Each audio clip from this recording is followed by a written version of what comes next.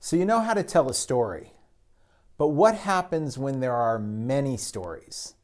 What happens when there are a whole bunch of storytellers and a whole bunch of stories? What do you do then? How do you tell that story?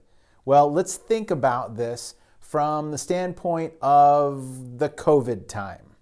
So where are we in the COVID story?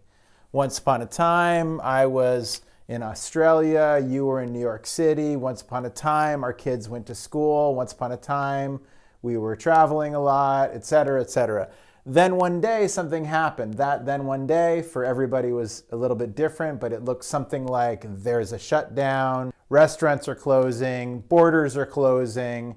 It looks different for everybody, but there are different stories that every person has, so everybody has a different then one day.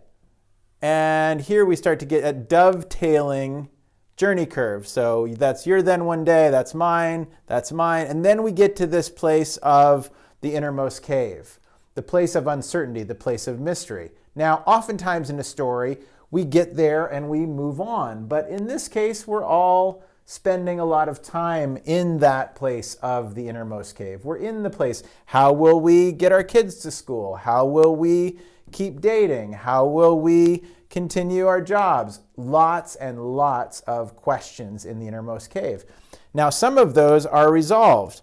We will get our kids in school 4 or 5 hours a day looking at screens, and we'll get them computers, and then we'll close the door and we'll go on with our lives. That's a change.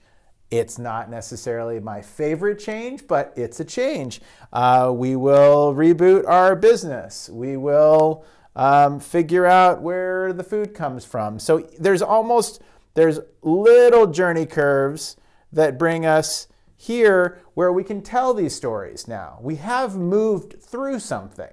And one day, maybe 5 years or a year or 6 months from now, there will be an ever since then. Ever since then, we moved through it. There was a vaccine. Ever since then, we all got healthy. Ever since then, we navigated the depths of it and we came through.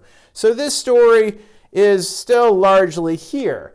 Now, for a collective story, for an organizational story, for even a personal story where you're gathering all these stories together, the idea is similar.